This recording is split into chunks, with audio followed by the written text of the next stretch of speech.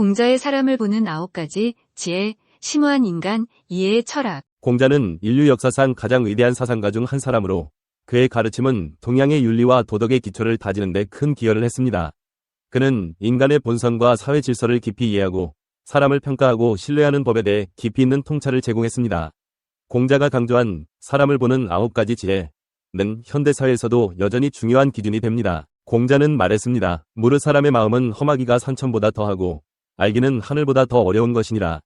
이 짧은 말 속에는 인간의 복잡성과 다층적인 성격에 대한 공자의 깊은 통찰이 담겨 있습니다. 사람의 외모나 겉으로 드러나는 행동만으로 그 사람을 온전히 평가할 수 없다는 점에서 공자는 사람을 제대로 알아보는 방법을 심도 있게 고찰했습니다. 하늘에는 봄, 여름, 가을, 겨울이라는 사계절이 있으며 아침과 저녁이 구별됩니다.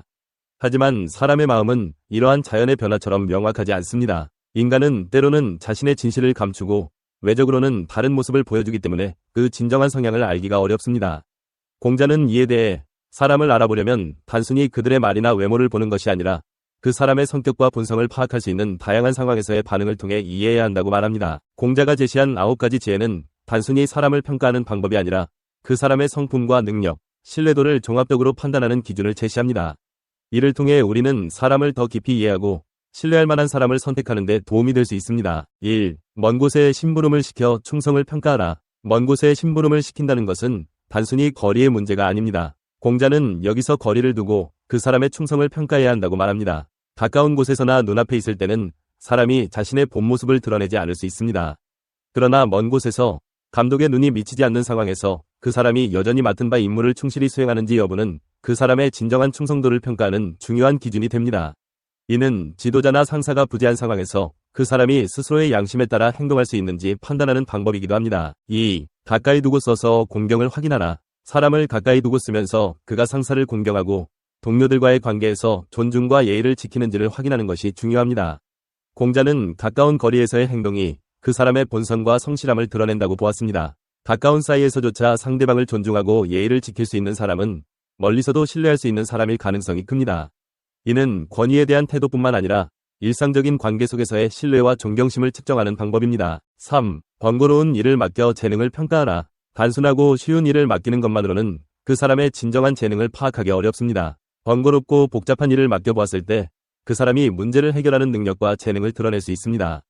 공자는 이 지혜를 통해 사람이 단순히 평소의 능력만으로 평가되지 않고 더 복잡하고 도전적인 상황에서 어떻게 반응하는지를 통해 그 진정한 재능을 평가해야 한다고 말합니다. 4. 뜻밖의 질문을 던져 지혜를 시험하라. 예상치 못한 상황에서 사람의 지혜는 더욱 빛을 발합니다. 뜻밖의 질문을 던졌을 때 그 사람이 당황하지 않고 어떻게 문제를 해결해 나가는지를 통해 그 사람의 지혜를 평가할 수 있습니다.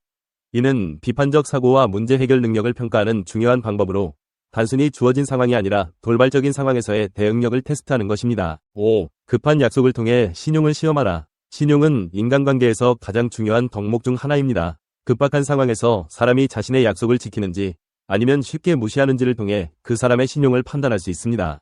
공자는 급한 약속이나 긴급한 상황에서 그 사람이 얼마나 신뢰할 수 있는지를 평가해야 한다고 강조합니다. 이는 곧 그 사람의 책임감과 신뢰성을 보여주는 중요한 기준이 됩니다. 6. 재물을 맡겨 어짐을 평가하라. 재물을 맡기는 것은 그 사람의 도덕성과 어짐을 시험하는 좋은 방법입니다. 돈과 관련된 문제는 사람의 진정한 성품을 드러내기 쉽습니다. 재물을 어떻게 다루는지, 타인의 재산을 얼마나 신중하게 관리하는지를 통해 그 사람의 도덕성과 책임감을 평가할 수 있습니다. 공자는 재물 앞에서 본성을 드러내지 않고 신뢰할 수 있는 사람만이 진정한 어진 사람이라고 보았습니다. 7. 위급한 상황을 통해 절개를 보라. 사람의 진정한 성품은 위급한 상황에서 드러납니다. 공자는 위급한 상황에서 그 사람이 자신의 목숨을 걸고서라도 절개를 지킬 수 있는지를 통해 그 사람의 용기와 도덕적 기준을 평가할 수 있다고 보았습니다. 이는 곧 위기 상황에서 얼마나 자신을 희생하며 원칙을 지킬 수 있는지를 나타내는 중요한 기준입니다. 8. 술에 취한 상태에서 절도를 평가하라. 술은 사람의 본성을 쉽게 드러나게 합니다. 술에 취한 상태에서도 자신의 절도를 잃지 않는 사람이라면 그 사람은 평소에도 신뢰할 수 있는 사람입니다. 공자는 술에 취한 상태에서 어떻게 행동하는지를 통해 그 사람의 절도와 자제력을 평가할 수 있다고 보았습니다. 이는 곧 그 사람이 충동적인 상황에서도 자기 통제를 할 수 있는지에 대한 중요한 지표입니다. 9. 남녀가 섞인 환경에서 이성에 대한 자세를 보라.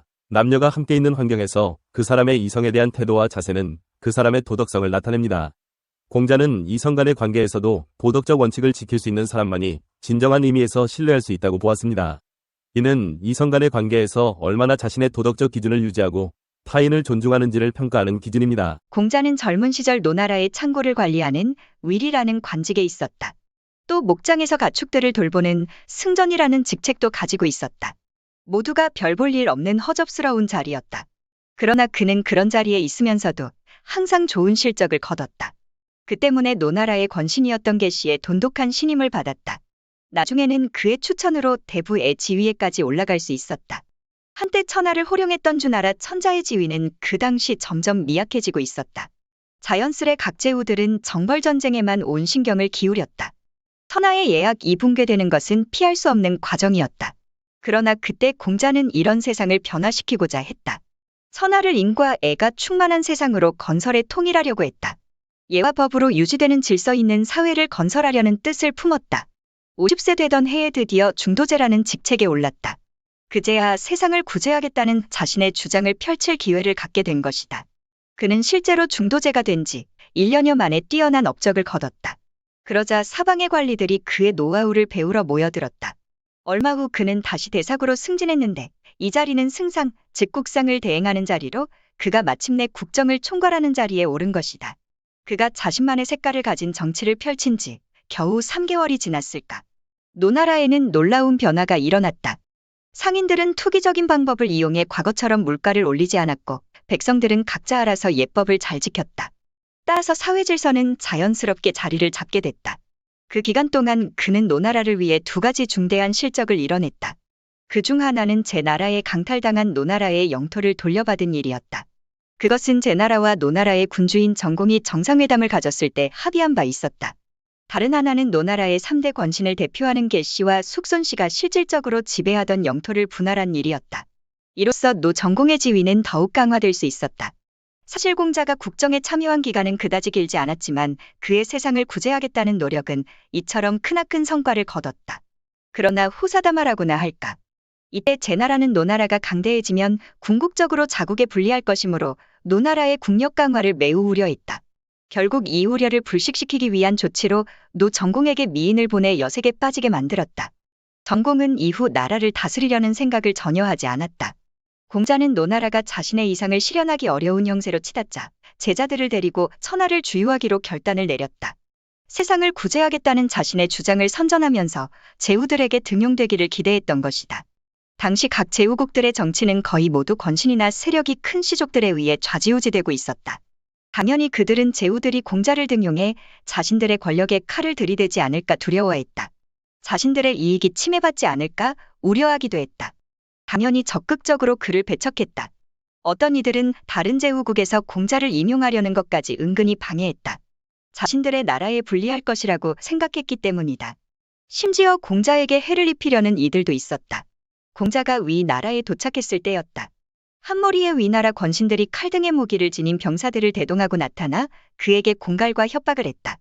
공자가 송나라에서 도와 예에 대해 강의할 때도 마찬가지였다. 사마완발 이 한 무리의 병사들을 보내 그를 위협했다. 초나라의 소왕이 그를 등용하고자 할 때도 상황은 크게 달라지지 않았다. 소왕은 이때 그에게 무려 700리의 봉지까지 나눠주려고 했다. 그러나 기를 쓰고 반대하는 영윤자서의 반대에 부딪혀 계획이 실패로 돌아갔다. 공자의 순환은 이 정도에서 그치지 않았다. 몇 차례나 포위 공격을 당해 목숨을 잃을 뻔한 적도 있었다. 한 번은 진나라와 채나라 사이에서 양국 대부들의 협공을 받은 적이 있었다. 이때 제자들은 며칠 동안이나 먹을 것이 없어 하나둘씩 쓰러져 갔다. 그러나 공자는 그때도 의연하게 검은고를 뜯고 노래를 불렀다. 기가 죽은 모습은 전혀 찾아볼 수 없었다. 제자들은 스승이 역경에 처해도 이처럼 의연하고 낙관적인 모습을 보이자 하나같이 찬탄에 맞이 않았다. 그러나 세상을 버리고 산속으로 숨어든 은자들의 생각은 달랐다. 세상사에 달관한 사람이라고 자부했던 그들은 한마디로 세상을 구제하겠다는 공자의 열정을 비웃었다. 근본적으로 되지도 않을 일을 한 탓에 곳곳에서 벽에 부딪혀 상갓집의 개가 됐다고 비난했다. 일부 은자들의 경우는 공자의 제자들에게 스승을 따르지 말고 산속으로 운거하라는 충고까지 했다. 태평성대가 찾아올 경우 다시 세상에 나오라는 얘기였다. 하지만 공자는 흔들리지 않았다. 이런 말을 들을 때면 우리는 산속의 새나 짐승과 같은 무리가 돼서는 안 된다. 천하가 태평해지면 나는 너희와 함께 이 세상을 변화시키기 위해 노력할 필요가 없다라는 말로 제자들을 교육하기도 했다. 이후에도 공자는 각제후국들을 분주하게 오가며 남에게 의지하는 생활을 계속했다. 그러다 나중에는 편히 발뻗고 쉴 곳조차 없게 됐다. 처지가 매우 비참하게 된 것이다. 다행히 제나라에 도착한 이후에는 경공이 능구를 시급으로 제공하겠다는 의사를 비춰 상황이 조금 나아지는 듯했다. 하지만 그는 그 제의를 이런지하에 거절했다. 그러고는 제자들에게 나는 경공에게 내 주장을 따르라고 권고했다. 그러나 그는 내 말을 들을 생각은 하지 않고 그저 나에게 능구를 주려 했다. 그는 나를 너무나도 모른다. 라면서 자신이 그럴 수밖에 없는 이유를 설명했다. 그는 백성을 위해 세상을 구제하는 것이 최고의 이상이라고 생각했기 때문에 그 어떤 부귀영화를 제의받더라도 흔들리지 않을 수 있었던 것이다. 그는 할 수 없이 제나라를 떠나 다른 나라로 향했다.